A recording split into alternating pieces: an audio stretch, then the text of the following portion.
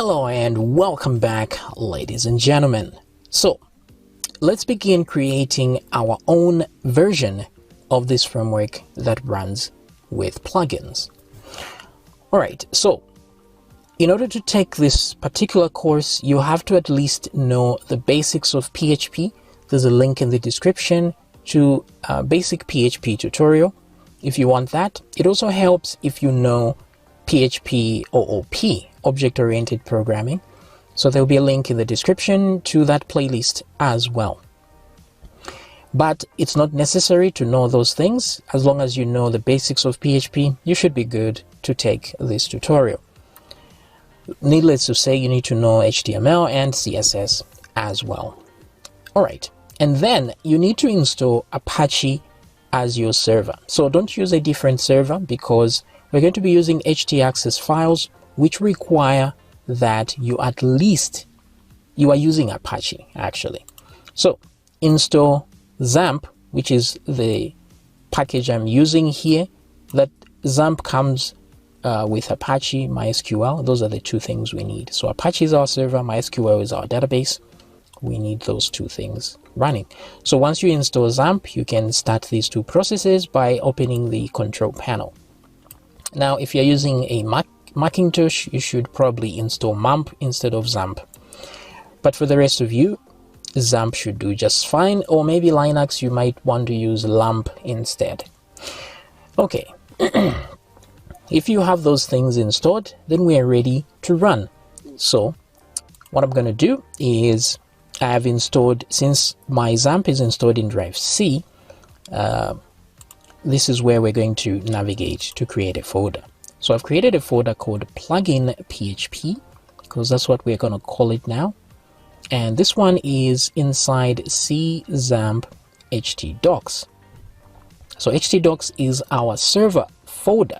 So whenever we type localhost on our browser, we're actually accessing the htdocs folder. So if we say localhost, we are in the htdocs folder, then slash plugin PHP, then we're accessing this particular folder we're in. Okay, so I'm going to do that in my browser. So I'm going to type localhost, which is the link to my htdocs folder, and then slash plugin.php, which leads me to the current folder that I have. That's great. And then I'm going to drag and drop that folder into my text editor, and I'm using Sublime Text, but you can use any text editor of your choice. VS Code. Excuse me for that. I think I'm developing a flu. So Sublime Text is what I'm using. You can use VS Code, you can use Notepad++, or any text editor for that matter. It doesn't really matter. And this is what I have. So in here, I want to right click on this folder and create a new file. We're going to call this one index.php as per usual. So now at least if I refresh the page, I'll see a blank page, which means it's loading that page I just created, which is awesome. And then in here, I'm just going to add the normal boilerplate HTML. And I will put something like that. Okay, great. It shows that the page actually loaded. So that's not how you spell website, is it? All right. So at least now it shows that we are running. Everything is working as intended. So you should see this. So let me try and illustrate the problem we have when we try to make plugins and how plugins should probably work. So we need at least some kind of a page so that we can see something. So I'm going to design a simple HTML page here that will try and carry the point across of what the problem is and how we go about solving it. So we're going to go step by step and see each problem and solve it as we go. So let's begin. I'm going to design some kind of page. So here I will do something like, let me just add a tag. I'm going to call it main tag. like so. Let's push things over. All right, so here I'll just put direct styles. I'm gonna say max width will be 1000 pixels, and then let's put margin auto so that it goes to the center of the page.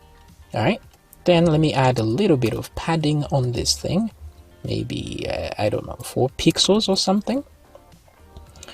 Okay, so within here there's a title, but then I want to add another div inside, and within that div I'll add 2 divs in there. So this one will have a style of display flex so that these boxes are side by side, and in here I'm going to add some images. So I'm going to create an images folder. So I'm going to do images / then I'm going to name each image with a space and a number to signify which image it is. So JPG, they're going to be JPEGs. Great. I'm going to add some styles to these guys, and I'm going to say max width should be 100%, something like that. That should do it for now. Then here I will have a few images, maybe 4. So I'm going to do 2 and 3 and 4, and number 5 will be right here. Goody. Okay, that looks about right. Then since we have display flex here, I'm going to put a style to tell it how much each of these boxes will flex. So let's start with flex 1, shall we? And let's see here. Okay, so that's fine. This will flex 1, but this will flex 4 times as much as this one. So this will be 4 times bigger than this one. Okay, great. And then let's look at the font that we will create. So main font family for the entire body. I'm going to put body here, and I'm saying font family. And this one will be Tahoma, because everybody has that on their system. So let's separate these two like this. So I think this is looking great, but let's do the needful and let's create the images. So I'm just gonna copy some images from one of my folders here. I will select some random images here. Let's see.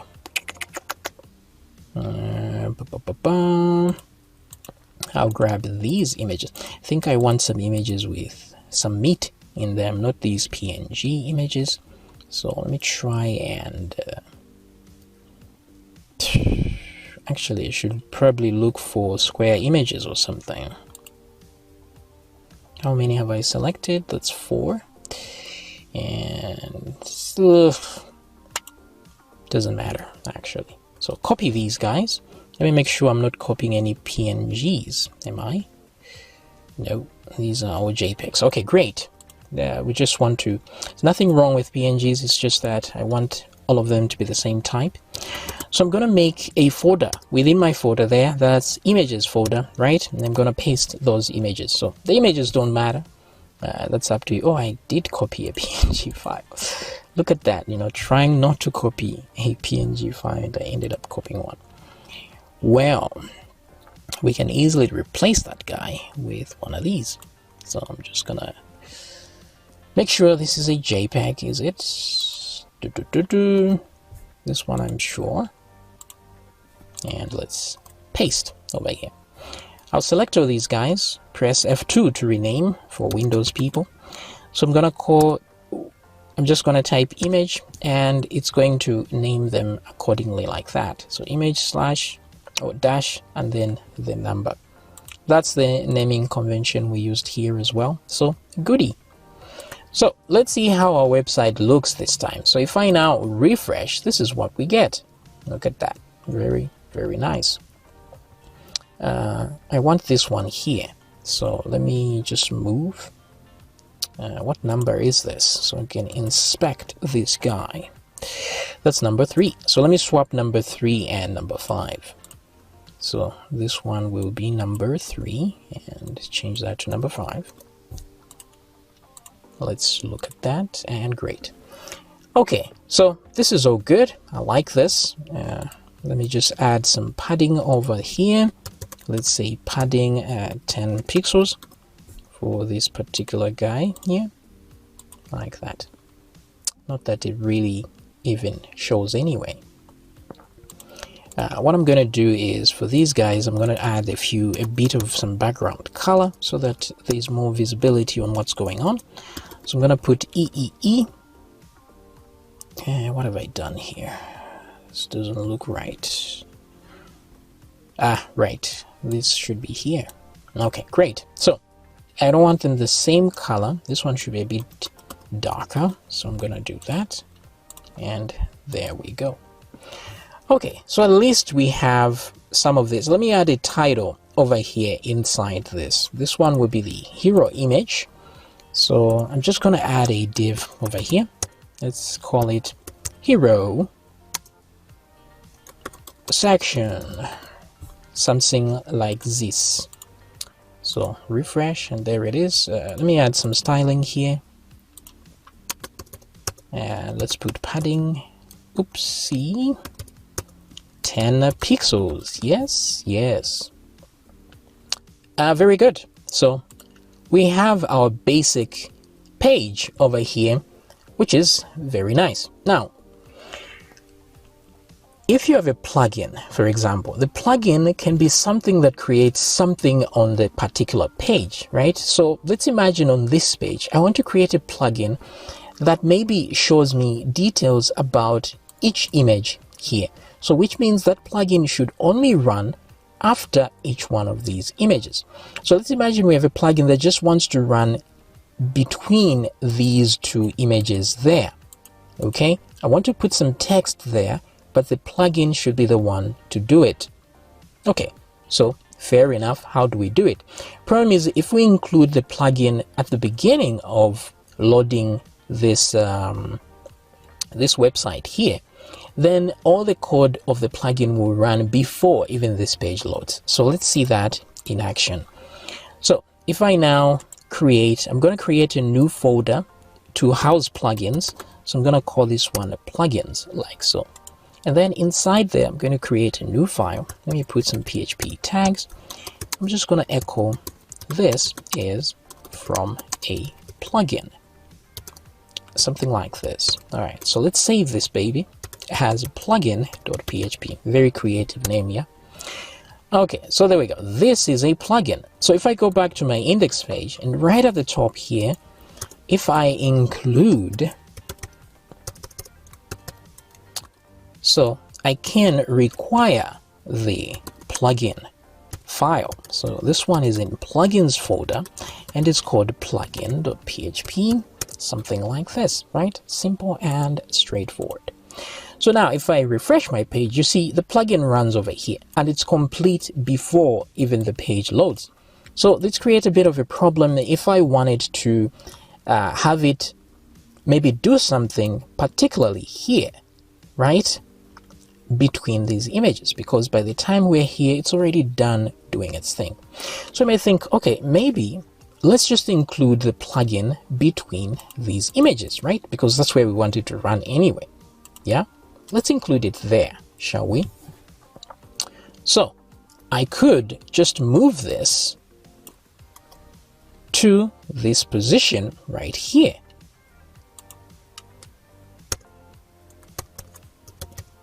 And just say require over there. That solves the problem, right? Or does it? So I'm gonna do this, remove that there, and let's just require it over there. Yeah, and refresh, and there it is. Goodie. But what if I want this plugin to actually run in two places, right? Here and there. Now things are getting complex, and not really. I can just maybe load it there as well, right? Just do what I did over here. So I'm gonna grab this, copy that, and just include it maybe within the hero section over there.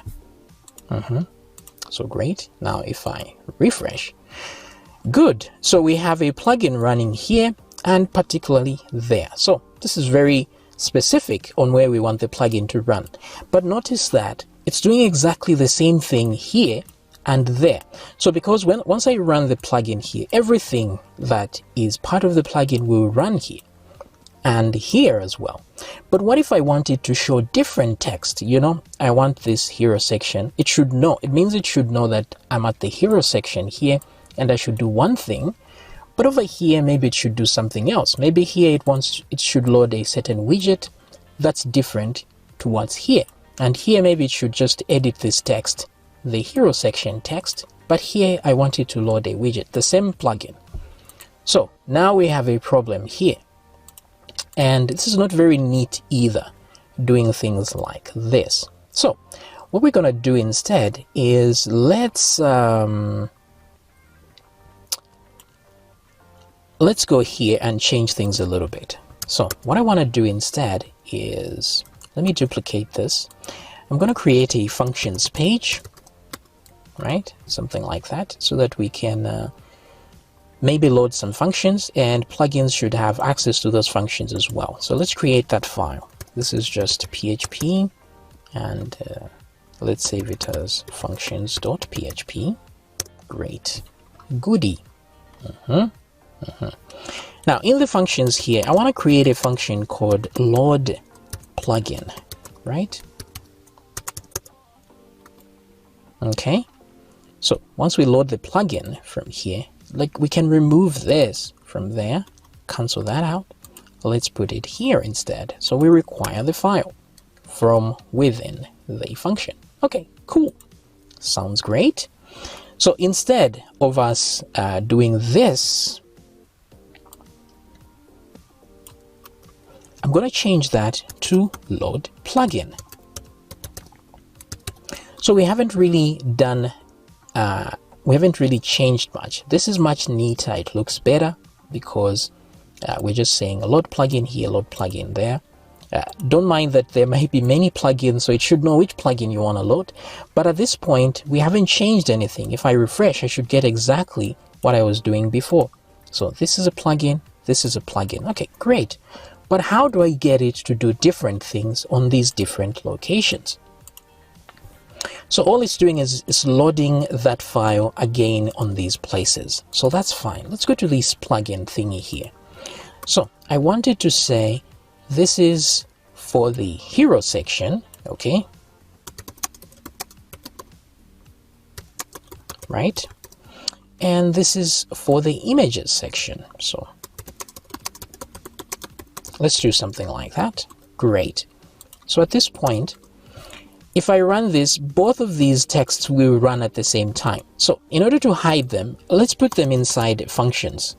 So I'm just going to say function, and this one will be, I'm going to call this one maybe hero section as a function. All right. So I'll move this item over here. Now, the beauty of functions is that the code doesn't have to run just because you've loaded the page. It will wait for the function to be called. So that's why functions are good in this situation. That way, we can run a specific function on a specific place. So this one is images section. Something like so. And let's move this up like that. Okay, goody. We are getting somewhere, right? But not so fast.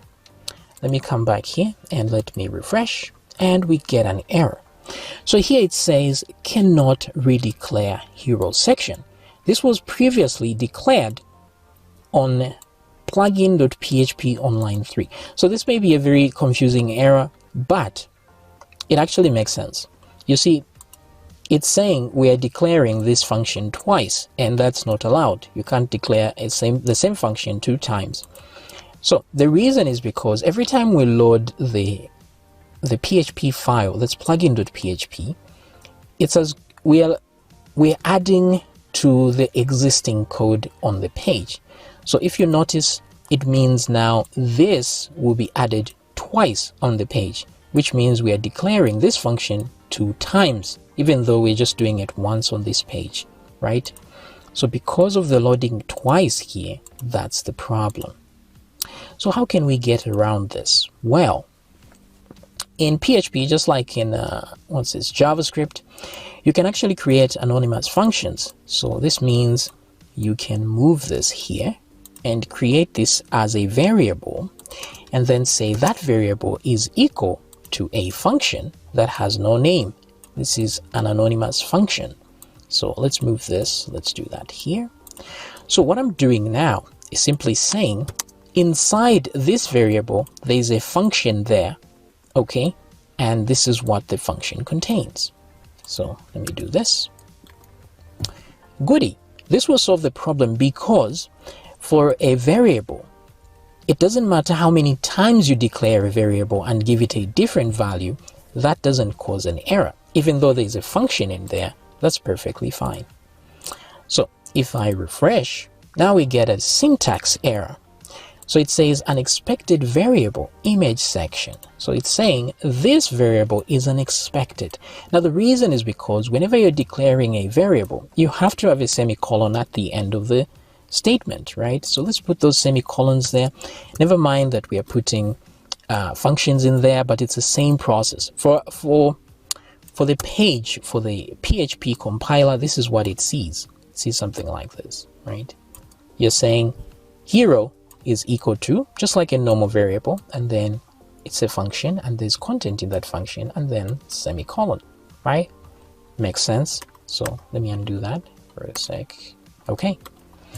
So that's why we need to put those semicolons there. So that's fine. If I now refresh, we don't have those errors anymore, but now we are we should call the function that should run on a very specific place. Goody. Okay, so we are including these every time we run this function load plugin, and it includes that, which means now these two variables are part of our project. So that's good. But we should tell it which function do we want to run here and which one do we want to run there. So here I'm going to say I want to run the hero section thingy, and here I want to run the images section. So images section, like that.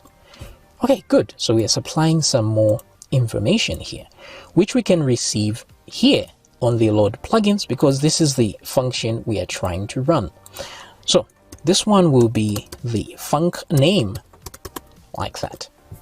So we receive the function name, and then we want to run it here. So as soon as we require that plugin, it means those variables are now part of the system, right? So since they are, we can actually run those variables. So whatever they are. So that's the text there. But this, since we're trying to run actual functions, we should put braces at the end, like so. So let's test this out. It probably won't work, but it's another error to solve, yeah? So I'm gonna refresh, and there we go. Didn't work. It's saying call to undefined function hero section. So the problem here is that it's looking for a function named hero section, and really that function does not exist. Because here what we're doing, this is like, let's imagine we call the function and there's this text called hero section here, right? So when we come here, what we've done here is essentially as good as doing this, where we say hero section and then brackets. So this is a valid function call if this function existed, but it doesn't, because these functions have no names. They're just inside variables. So we need a way to tell it to actually run the actual name of the variable here. We want a variable. That's what I don't know how to explain this. Sometimes it's hard to explain. So what you do is, I don't know if I have actually taught about this concept before. It's called variable. So if I do this, this is never used very often, but this is actually valid code in PHP. It may look silly, but it is. Just think about it, okay? Think about it. Let's say we are on the index page, right? And then we run this function, load plugin, and then we send this text called hero section. Good. So we are here, and then we load these variables, hero section is one of those variables. That's good. So this is a variable, and we come here. So what we are really trying to do is run the variable. What's inside the variable, we want to run it. But the variable name itself is variable in this case, because we could call this variable or that variable. We don't know the variable name that we want to call. So there are two variables here. There's hero section and there's images section. These are two variables right there. But we want to run the variable as a variable. What we want to do is this, something like this. Hero section, like this. This will run just fine because hero section contains a function inside it, and so doing this is fine. But the problem is we can't type it like this because sometimes it won't be hero section, sometimes it will be images section. So even the name of the variable is variable. I hope that's making sense, because the name of the variable could change the variable that we want to access. So this is why we put these double quotes, because if it evaluates this first, the func name, then we can convert that to an actual text called hero section, right? And then once we convert that, look what happens. We are remaining with exactly what we want to do. Yeah, maybe confusing sometimes, but it makes sense. So this is called variable. When the name of the variable itself is also variable. So that's how you use this. So this is going to work just fine. So with this in mind, I think we've cracked the code. So let me just refresh this. And as you can see now, we have this is for the hero section and this is for the images section. Pretty neat. So very good, right? So now specifically, whatever it is we put inside this function will run between the images. What we put there will run somewhere else. So let me show you how this could actually work as a plugin. So I want to get an extra image here that's very different from the rest. So this one is the... Why is it so hard to choose just a random image? This is insane. Okay, so I'm going to grab this one, this image here, or maybe this white shoe, right? This is a PNG. Why is everything PNG? Okay, this illustration over here. Doesn't really matter what the image is. So I'm going to paste that there. But I want to change this image to... Yeah, doesn't really matter. So let me just copy the image name. So over here, what I want to do is on the images section, let's say I want a plugin that adds an extra image. Instead of this text, I want an extra image. So what I'm going to do is, let me just put a div around this, like so. And then within this div, I want to add an image. So I'm going to say img, and then put a source. And the source will be this image over here. So let me also put some styling here. Actually, I don't need to. Let me just close that tag, and images are inside the images folder, so let's do that. Okay, so we are adding this particular image, but in order for us to know this is a different image, let me just add maybe a style with a border. So I'm going to do border solid 2 pixels red. That way we know this is an added image with a plugin. So we're going to add a red image there. Let's see what happens. So if I refresh, now we have this image over there, right? This is great, but what's going on? Why is the image... Boom, boom, boom. Okay, this is probably because of the div. Let me remove the div. Let's see if that changes things. Let's come back. Nope, it doesn't change things. So it's not the div. So what's going on?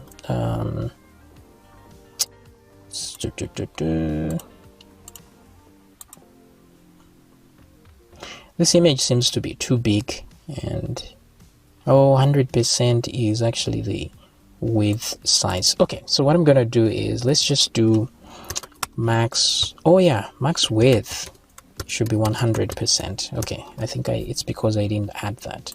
That's why. So let's refresh, and there we go. Okay, so there we go. So as you can see now, our plugin is adding an extra image here, which is very nice, and then it's adding something different over here, which is very nice as well. So this is the basic idea of adding a plugin, and the good thing is that if for some reason I remove the plugin, it shouldn't break the code in any way. So here we should actually yeah, this actually could break the code, because if the function does not exist, actually wait a minute,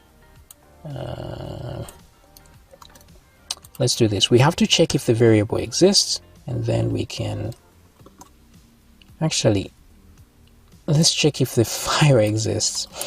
That's the only thing we need to do. So I'm just going to say if file exists, whatever file this is, only then should we run this. So this should be, it shouldn't care if the plugin exists or not. It should just check. If it does, then it loads it. Yeah. So here nothing is broken. That's great.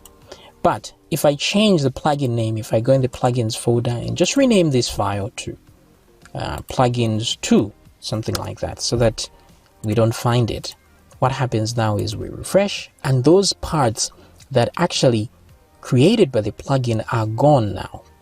Okay, so the plugin can be disabled, enabled without really breaking the what's this, the overall functionality of the website. Okay, so at least you understand, hopefully you understand up to this point, the basic idea. Now there's a slight problem with our current plugin right now. So let me refresh this. So the problem with our plugin is that we're including it only when we need it. So we include it here and we include it there.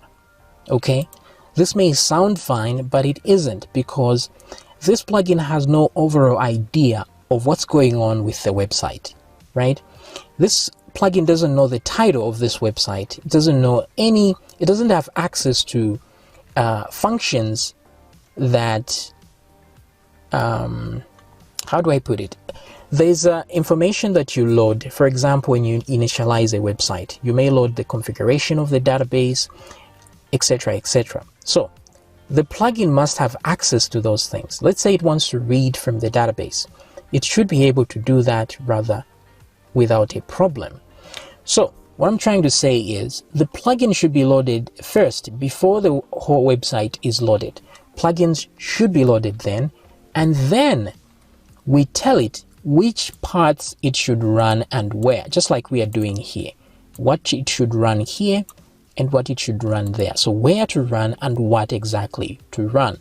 But the plugin itself must be loaded before even the website loads. That way it has background information in case it needs to. Because let's say, for example, I wanted to change this hero section here. I want to change the title of this hero section. I can't do that the way this is, because by the time I load the plugin, the hero section has already loaded. This part is loaded already before I load this. So at the end of the day, you find that I can't change this. Now you can say, okay, maybe we load it here. We just load it before the hero section. Yeah, that's fine. But you'll find that you can keep going back and back and back until the beginning of the website, because every part should be able to be changed by any plugin. So this is why we should load the plugins first, and then later on run specific places, run specific functions, so to say. So let's restructure this thing a little bit. First of all, I don't like using variables like this in any project. They're not easy to read what's going on. It's a bit confusing here what you're trying to do, right? And then the second thing is having variables like this. For example, I have hero section as a variable in my plugin. Somebody else could add a plugin in here and call create this variable called hero section. And then, because PHP doesn't warn you about those variables that have been replaced, where the value has been replaced, because that's what variables are for. It doesn't tell you that another plugin has interfered with your variable. It can't tell you that because that's valid code. If another plugin, let's say for example, we are here, I have this plugin that is echoing this text, right? Now imagine I give this plugin to some other user, that maybe it's a login plugin, right? Something we all do. And then I give another user and say, oh, let me share my plugin with you. I give them. So now my plugin has these variables in there. So if the user at some point had used a variable like this in their plugin as well, then this one is essentially replaced. And it might not echo what I wanted to echo here. It may end up echoing something else. So we need proper organization here on the values that are given in a specific plugin should only work in that plugin and not another plugin. That way you can put whatever variables you want here and so on without worrying about interference between plugins. That's one thing. Second thing is we need to be able to change everything about the site. So plugins should load first, and then we tell it which function to run down here. So let's do it in a different approach. I don't want us to use variables like this. Let's use arrays. That's why arrays exist, right? So what I'm going to do here, instead of this load plugin function, let's change things a little bit. So I got this idea from WordPress, and this is what WordPress uses. They use 4 functions. There's do action. So we're just going to copy that for because it's easy to remember, I guess, for me, since I've used WordPress before. So do action, and then actually it starts with add action, and then do action, and then we have another one saying add filter, and then do filter. So these 4 functions will be the basis of our plugin. So let me explain how these functions work and why we need them. So first of all, let's look at the actions function here. This is essentially one set of functions, because when you add in your plugin, you add actions, and then where you want those actions to happen, you use the do action function. So in this case, in our situation where we have on our index page, this is where we would do the do function, do action, function here. So you can call these whatever you want. They don't have to be add action and do action. It's just, this is what I used because I was getting this idea from WordPress, and I thought to mix WordPress with something like codeigniter, what would I get? So some of this stuff, the plugin part comes from WordPress, and the MVC part comes from using codeigniter and stuff, or Laravel and stuff like that. Okay, so this load plugin, imagine it as the do action function here. That's what the function will be. And then the add function, the add action is this one here, this function here. Oh wait, this is the same function, right? Okay.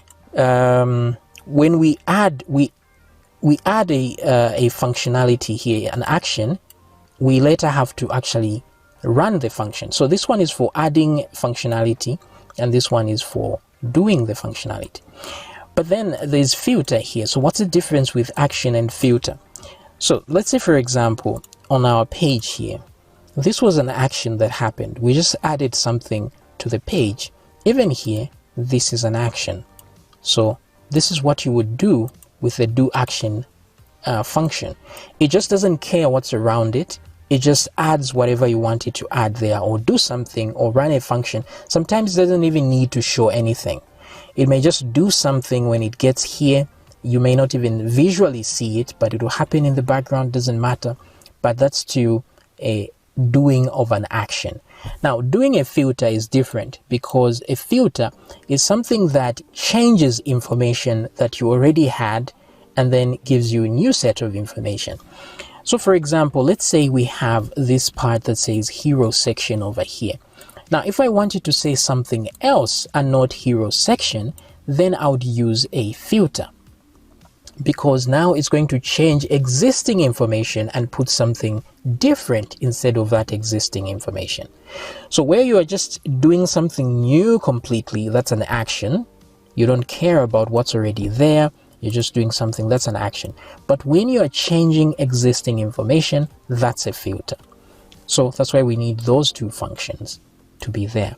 So a filter has to return a value. It has to take in a value and then modify that value and then give you a new value. So that's a filter. But an action doesn't need to return anything. It just does something, whether it echoes something. It may take in some values, yes, but it's just echoing something and not changing something visual on the page. So over time, as we use these plugins, we're going to see what really the difference is, in case you don't get it already. So what we're going to do here is I'm just going to put function in front of it, all of these, and just say function, and then do that, and then do that.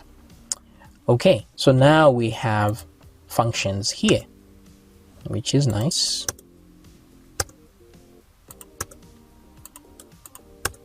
Okay, now these functions are essentially the same. The do action and do filter, add filter and add action. They are pretty much the same. The only difference is that one of them returns a value, the other one doesn't. That's the only difference, but otherwise they're the same. So we can ignore the add filters for now. We will need them a bit later when we are doing more advanced stuff. So for now, we just want add action and do action as the things we want. So let's create a variable called actions, which will store all the actions we want to do later. So the idea is that we load a plugin in the beginning of the loading of the website. Just like we initialize everything, we load all plugins essentially. And then we check inside the plugin what actions should happen, right? And then we specify when they should happen. And then inside our actual page, we'll use the do action to do those specific actions when the time is right. So add actions is going to be equal to an empty array like that, or actions. That's what it is. Now within a function, you cannot access global variables. You have to specify that you need them. So here, this is why we're going to say global like that, actions like so. Now usually you're going to hear that using global variables is a bad idea, and yes, it is a bad idea, but not in this instance. It's not a bad idea because the reason normally it's a bad idea to use global variables, it comes back to that same issue I was talking about, where if you have many plugins and you have, let's say you have global variables that are accessible anywhere on the wait, is this how you spell global? Right, I think I may be getting old. Yeah, it is how you spell global. Okay, anyway, so if you have global variables, let's say you have many plugins on your system, you will not know which plugin changed a specific variable because all the variables are accessible everywhere on the system, right? So it will be very hard to actually find where the variable changed in which function. That's why it's not a good idea to use global variables all over the place. But in here, because we know exactly this variable will only be needed in this particular function and this one only. So we can set it as a global and use it as such, because if there's any problem, it's easy to actually find out where things went wrong. So for as long as it's easy to find where things went wrong, it's okay to use global variables. But when you have a lot of code and everything is global, it becomes very difficult to know where something was changed and at what time for debugging. Okay, so now that we have that out of the way, let's see how we can add an action. This is an array. So all we need to do is, when we add an action, we need to get a key for that action. Okay, so what is this in this case, we had things like hero section. So we're just going to copy this and, we say add action. So the action name will be here. Action name, something like that. And then what we would do is we're going to put it inside actions and say this action name, sorry, maybe it's hero section or something. Let's use that as the key. Okay, and then say is equal to. Now, this is the same as what we were doing here, where we do this and assign it to a function. But now we can't put actual functions here because we don't know what functions will be added. So here, I'm just going to put a variable for the function. I'm just going to call it func, like that. So is equal to whatever func we want to add there. Simple as that. So here we're going to supply a function. Here we're going to supply an action name, or what do we call this? These are actions, right? So we're going to call this action actually. Now, since this is small letter, this is big letters, these are different variables. So don't get confused. Maybe let's leave it as action name just for the ease of to see what's going on. So we add all these actions there, great. But then when we say do action, we should actually run those. So here there will be an action name like that. And then all we need to do is find that action within the actions array, and that action name like that, and then run it, because we know it's going to be a function. So we'll put those braces like that. So we're just running that thing there, as simple as that. Now, if these two functions down here will be exactly like this, the only difference is this one will have a result is equal to, or we're going to return the result like that. That's the only difference really. The rest will be the same. Okay. So with this, we are actually done. This is much simpler than we had. So let's recap a bit. We have an actions array, and all we are doing when we say add action is to add something to the array. Now the things we are adding are all functions. So we're just adding functions one at a time to actions there. And then when we run the do action function, we're just trying to find out which particular function, depending on the key that was given, we want to run, and then we run that particular function. It's as simple as that. So in essence, we're just adding functions to this array, and then we're just going to run one function at a time from there, and we'll use these keys to know which particular function to run at a particular time. So simple as that. So now when I'm creating my plugin, I need to utilize the add action and do action functions. So here is how I'm going to do it. So for example, instead of doing this now, here I'm going to say add action. So I'm going to say add action like that. Okay. Then open and close bracket, because this is a function after all. So I'm running this function right here. So to add an action, I actually need to provide the action name and the function to go with it. So this one was called hero section. So I'm going to say hero section. So I'm adding an action called hero section, but I need to provide a function for it. So I can actually send a function as a parameter here, right? So there are two ways to do this. I can create a function here called, I don't know, hero section, like that. Okay. And then all I need to do is actually supply it here as a, can I do that actually? Function. This would probably need to be a, yeah, actually it would work the same. I would need to do something like that. So it's called hero section, and the function name is also hero section, but I prefer not to do it like this, because then I'm creating functions and names that could be replaced later. So I'm trying to avoid creating unnecessary function names.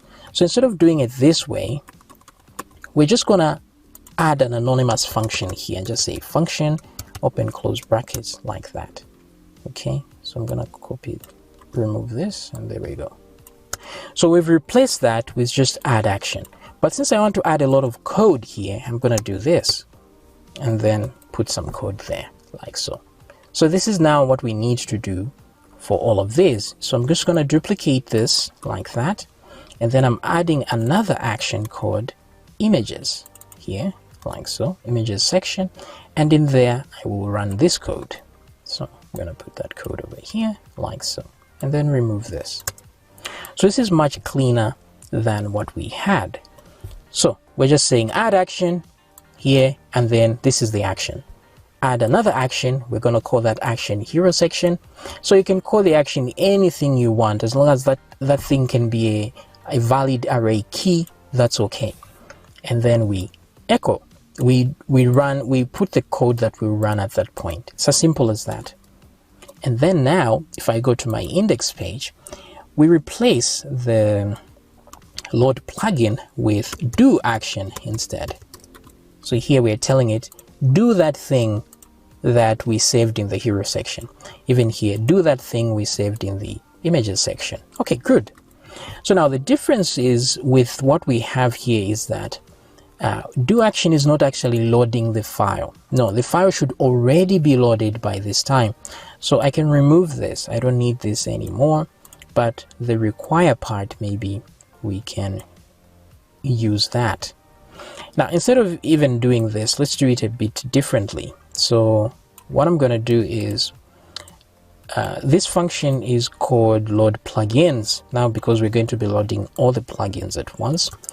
So I'm going to create a load plugins. It doesn't matter where we put it. Let me just put it, really, actually it doesn't matter.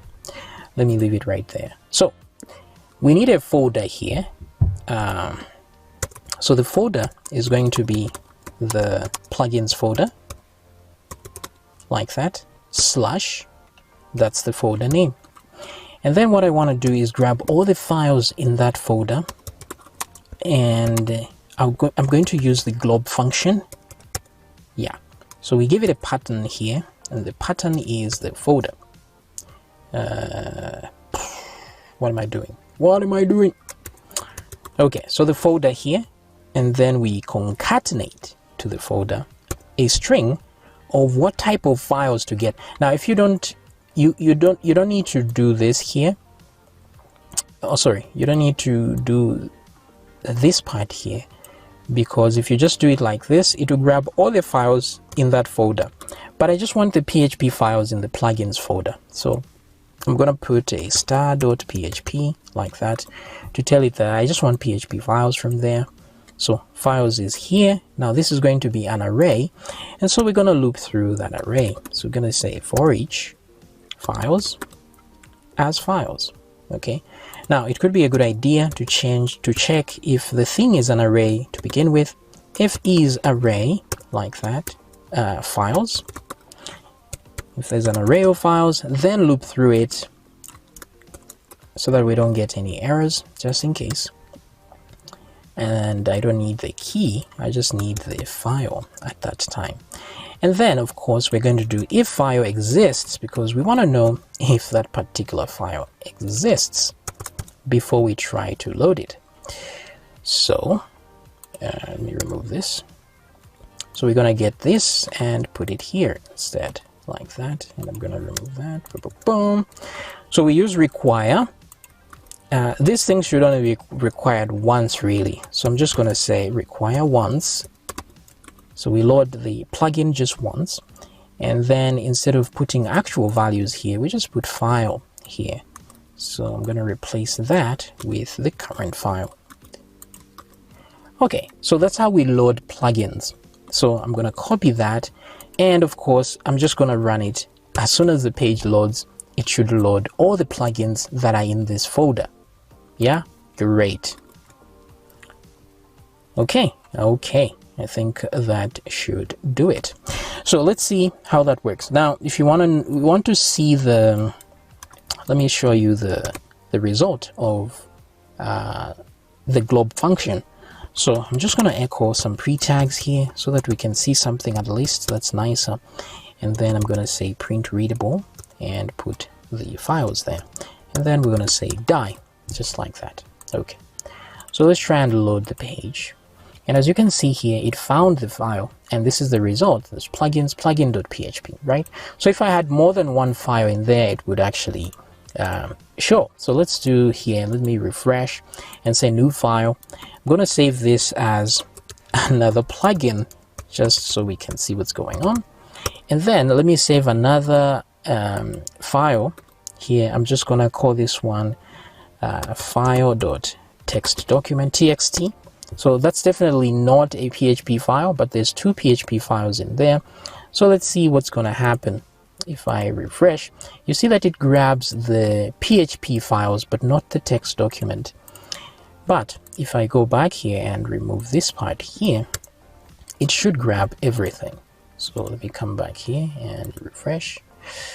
Actually, no, it didn't. So to grab everything, I guess you have to do the star dot like that, and then it will grab all files, I guess. Oh no, that looks like it's even worse. Let's see if we do that, what's gonna happen. Yeah, okay, so that's how you do it to grab everything.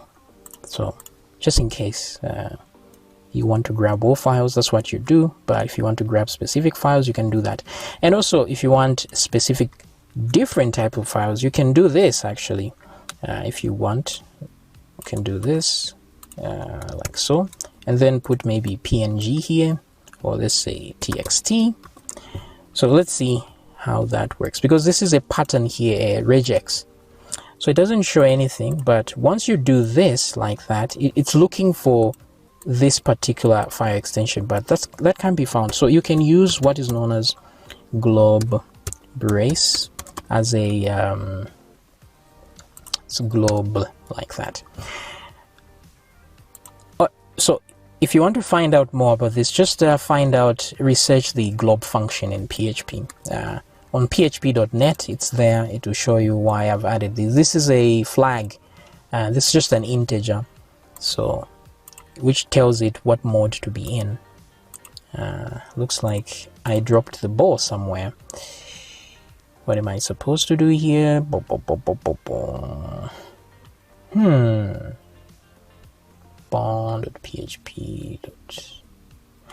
I don't know. Something is wrong here. I'm not doing something right.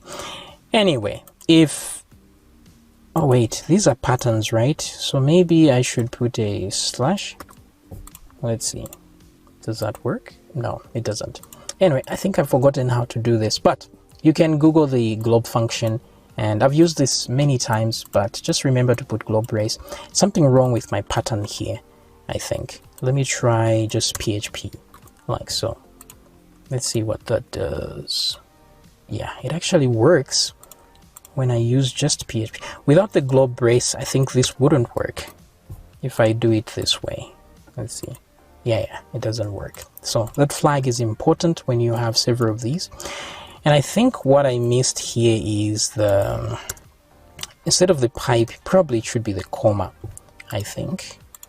Let's see. Ah, yes, look at that. Found it. So now it shows me text files and PHP files. So this is how you can choose very specific file types that you want here. But I digress. We are just looking for .php files. We don't need that either. So let's do that. And you see it loads those files. Okay, good. So which means it's going to load those files as intended. Let's remove this part here, and we are back to normal. So we are loading our plugins, and things should work. Actually, if I refresh now, you will notice that things are working. You see, this is the hero section from the plugin, and our image from the plugin is working. So everything is still working as before, but our code is much cleaner now, and things are much better. So very good. We have our do action. We have that. So let me give you an example of a filter instead. So let's go back to functions here. Now these I'm just going to duplicate like that, and let me remove these here like so. Okay, so I duplicate those, and instead of action, I'm going to change every instance of action to filter. So I'm going to say filter like that. Okay, so do filter, add filter, and then the only difference now is that here I am going to say return, and return whatever result came from this. That would be a return. But then the second thing is I need to provide some extra data to the filter. So because filter is there to change information, so I should provide initial information that needs to be changed. Okay, so here I'm just going to provide the text data like that. So I'm assuming this one will be an array, but it shouldn't be optional. So data will be an array, and then we will provide that array here when running that function. So whatever information is applied to the filter, we should supply it to whatever function we're trying to run, and then we should actually get the result. So this is the difference between do filter and add action. So let me show you how this would work. So let me refresh here, right? Now imagine a situation where I want to remove this title, the hero section, and I just want this to be the only title. Now the problem here is if I do action like I'm doing on the hero section here, do action. Let's imagine hero section is a variable somewhere here. Okay, so this one is going to be hero title. Let's call it hero title is equal to, and that's the hero title. Okay, and then over here I just echo it, right, like that, hero title, and close that. So let's imagine for a second we don't have this do action here. So cut that out, we have the hero title. So if I refresh, this is what we have, obviously, the hero section title.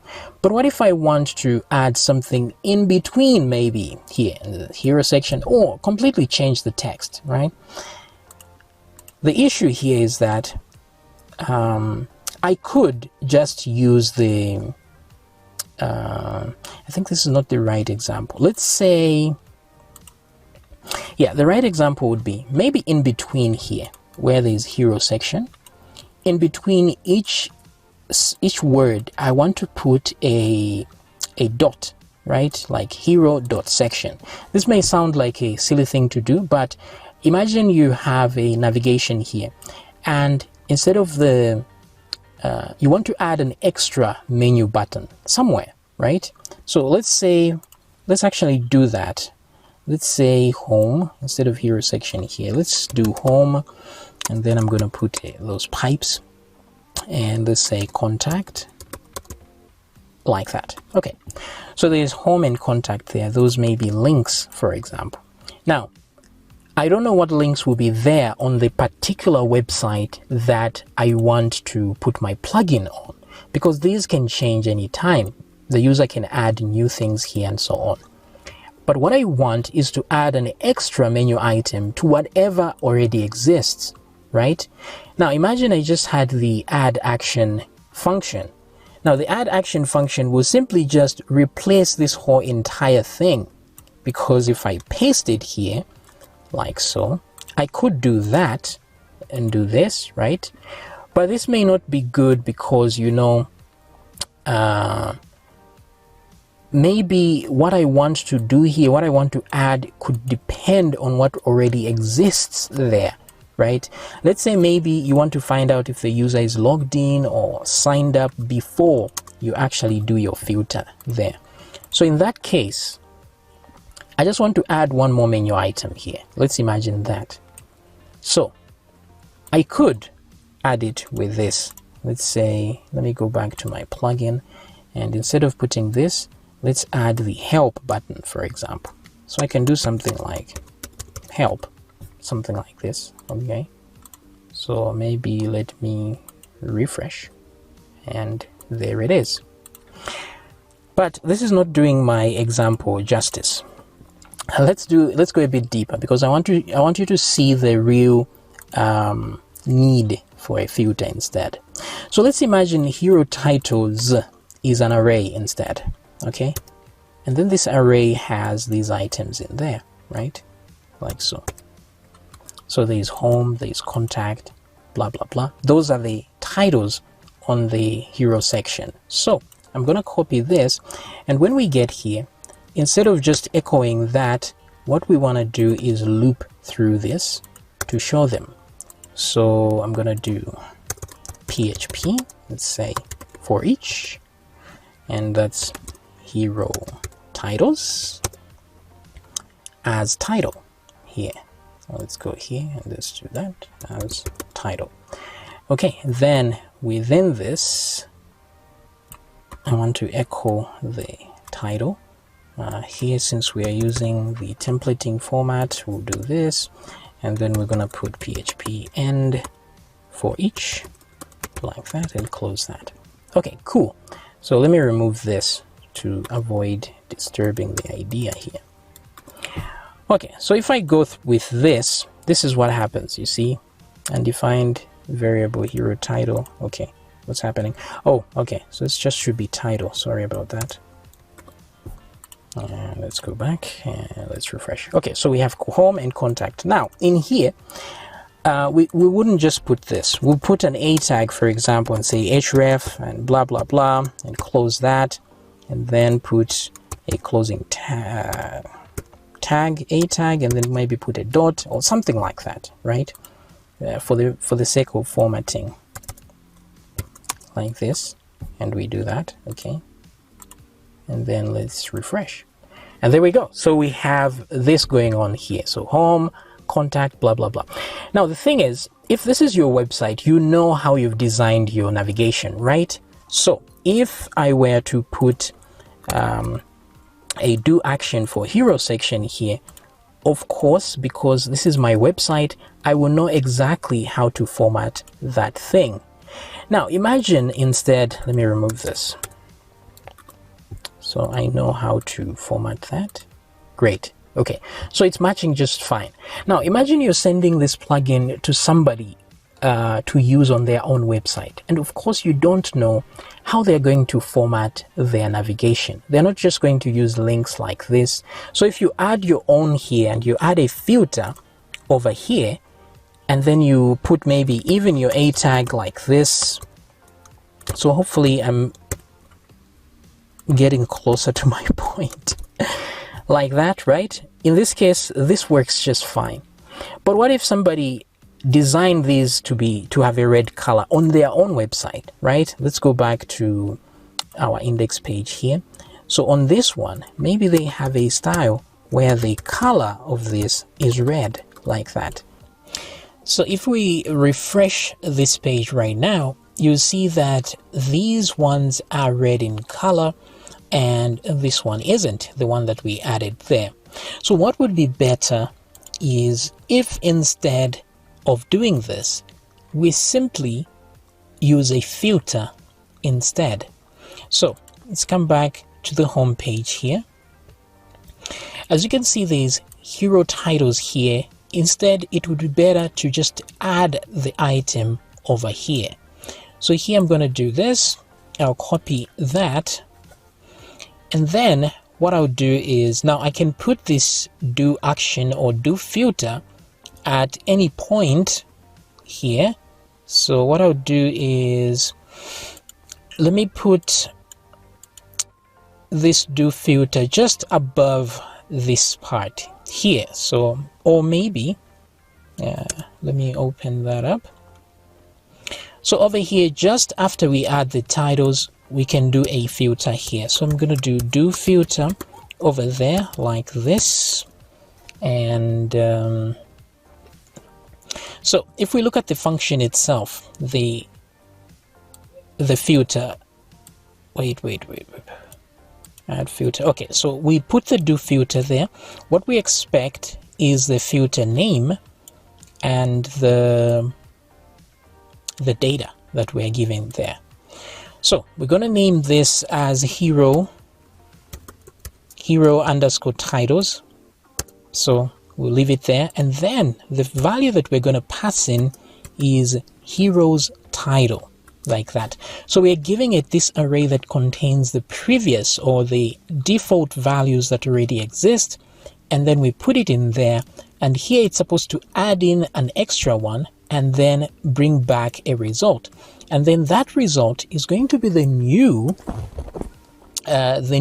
heroes titles, like that. So this is what happens. So whenever in our application we create something, we can add a filter there and leave it be. Now the thing is, if we add a filter here and there is no filter, the original content will remain. So since we've removed this here, let me get back here in a moment. So if I refresh here, we shouldn't get an error like this. So it says undefined key, heroes, titles, functions online 25. Okay, so let's check that out. So inside functions here, on line 25 is here where we're returning something, right? So what happens is this: we should first of all check if there's anything contained in here. So first of all, we're going to say if not empty, like that. So if there is indeed a function named after this filter name, then we should probably do this. Otherwise, if that isn't the case, we're going to return the original data that was given to us, which is this one right there. Okay, so let's go back here and let me just refresh. And as you can see, nothing has changed here because we have the original items there. Now let's say I want my plugin at this point to be able to add new items here. So what I'm going to do is, in my plugin right now, so I'm going to do a filter instead. I'll say add a filter. So I'm going to do filter like that. And the filter is going to be hero titles, is it? This one right here, hero titles. So that's what I'm gonna name it. And then I expect a no, wait a minute. All right, I expect some data here. Oh, yeah, this part here should have some data coming in. So there should be a function, but we should have some data over here, like that. Now, every time you add a filter, you should return some data. So here I'm going to say data here, the same information you were given, you're supposed to return it, just modify it and then return it back. So it gets a little confusing sometimes here. So I'm just going to do return data. Let me try and refresh this and see any errors. Okay, so we get help over there. That's because in our plugin, the function does this. And so let me just remove this here. So what I want to do is I'm going to receive some data. And in this case, heroes titles is going to have an array of it should have been links or something, of the links at the top there. So all I'm going to do is add one more. So I'm just going to do data is, in fact, I'll just do that. That's how we add a new item to the array. And this item will be called help, like that. And then once I'm done, I just return the data. This is all I'm doing for this filter. So I receive some data and then I add to that data and then return it back. Okay, so once I say add filter, what's going to happen is that a filter will be added. So that function that I've created that expects some data is going to be added to this actions thing. But the thing is, these are actions and not, we should have a second one for filters because these ones should run differently. Okay, but actually for now this is okay. We can use both actions and filters in the same place. It's gonna work out just fine. But we will change this when we do an actual official version of the code. We will add all those caveats there. So add filter, we add that. Then when we say do filter, we're going to get the filter. The data is passed in. This is the same data that will be passed into the actual function when it runs, and then we return the data, or either we return that result over there. So just by doing that, now what's going to happen is if I refresh, I get help over there. You see that? So the function, the plugin, sorry, is adding an extra link, and I didn't even have to add the whole A tag and so on. I just manipulated the data, the original data that will be used to create this. And just like that, I have added something extra. So in this way, your plugin can come with its own links and stuff that we just port to the existing website like that. So as you can see, if I now change, let's say I move this, or if I go to the plugin right now and just delete everything here so that the plugin doesn't really do anything, you're going to notice that these things will disappear. This image right here and the link called help there will disappear without a problem. And here it says undefined array images section. So why is this causing a confusion? 13 in functions. Okay, so the reason this is happening is because inside functions we are not actually checking if this is empty. So we need this. Let me undo this part here for a second. We need the same thing we did in the do filters on this side into the do action. So we're supposed to check if that action actually exists. Let's do this. Yeah. Oh, what did I do here? Okay, good. All right, so we check if it exists. That's when we actually run that. So let me remove again the contents of this plugin just to make sure errors do not occur when the plugin does not exist. So undefined variable filter name on line 13. So let's see that. Where is that? Functions, line 13. Okay, so it's supposed to be action name, not filter name here. All right, so let's try that again. So once we remove our plugin, we shouldn't get any errors at all because it's just a plugin that we add and we can switch on and off whenever we want, and the website will keep running as intended. So as you can see now, the things that are created by the plugin are gone. But if I come back here and add those things back, I can even add some more items here. Maybe help, could be, I don't know, menu, whatever items here, or users or something like that. So I can add those as part of the links here. So if I refresh, you see we have more items on the menu here like that, plus this. So this kind of manipulation of data is only possible with the add filter function because it takes in some value and spits out a new edited version of that value. And then when we are doing an action, we're just doing something. We don't really care about the data that's returned from that operation. So hopefully this hasn't been too complex to understand, but simply what we are doing is, in order to create a plugin, we are creating a bunch of functions inside the plugin like this. And once we create those functions that do certain things, we save them inside this array called actions. And then at the appropriate time in our page, we just call a very specific function from that plugin, and then it's going to run just like that. The way we filter this out, and then the way we add this image over here. So there's more you can do with your plugins, of course. You can create entire modules and stuff. So that's what we're gonna do in the following videos. So we're going to rearrange this whole thing because this was just a sample of the basics of how it works, but we're going to do it in a more professional way because this item has to be, this framework has to be an MVC framework. So we're going to combine those from MVC and then this plugin feature you've seen here. All right, so I will see you in the next video.